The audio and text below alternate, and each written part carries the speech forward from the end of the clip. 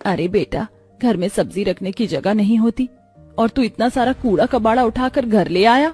माँ, सब्जी मंडी में एक दुकानदार इसे फेंक रहा था तो मैंने ले लिया। मैं इसे कबाड़ी को बेच दूंगा, हाथ में 2 पैसे ही आएंगे। ये लो रेशमा, ये सारी रद्दी तुम कहीं घर में रख दो, कल सुबह ही बेच कर आ जाऊंगा।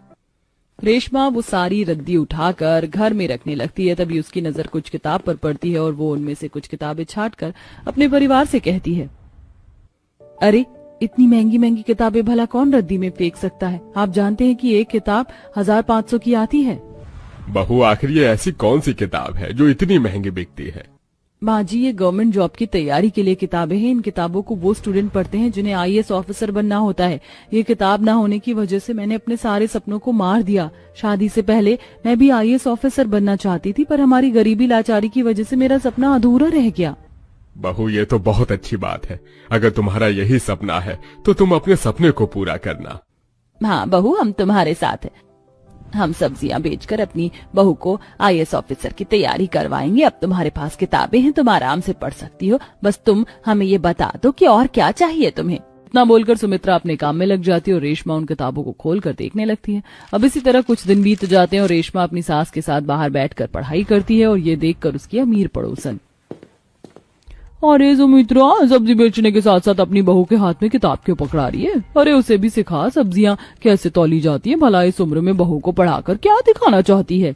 बहन, मेरी बहू आईएएस ऑफिसर बनना चाहती है और मैं तो बस अपनी बहू का सपना पूरा करना चाहती हूँ। और जब मैं हूँ सब्जी बेचने के लिए तो मेरी बहू को क्या जरूरत है सब्जी तौलने की? बुरा मत मानना बहन, पर इंसान की जितनी चादर हो उतना ही पैर फैलाना चाहिए। कभी भी गरीब इंसान आईएएस ऑफिसर नहीं बन सकता। आईएएस ऑफिसर तो मेरी बहू ही बनेगी। ये तुम्हारी गलतफहमी है शांति बहन। देखना, मेरी बहू आईएएस ऑफिसर बनकर ना सिर्फ हमारा बल्कि पूरे गांव का नाम रोशन करेगी।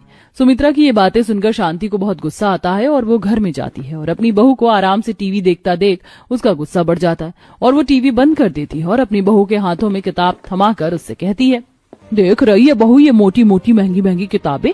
ये किताबें मैंने इसलिए खरीदी थी ताकि मैं अपने बच्चों को पढ़ा लिखा सकूं, पर भगवान ने तो मुझे बेटी ही नहीं दी और बेटे ने भी अपने मन की इसीलिए अब तू मेरा सपना पूरा करेगी। मैं चाहती हूँ कि हमारे घर से कोई तो हो जो आईएएस ऑफिसर बने और तू इतनी पढ़ी लिखी है, तू इस ऑफिसर की तैयारी कर। पर माँ जी, मैंने आपको पहले ही बोला था, अब मेरा पढ़ाई में बिल्कुल भी मन नहीं लगता। मुझे नहीं करनी पढ़ाई। मन नहीं लगता तो मन लगा बहू, तुझे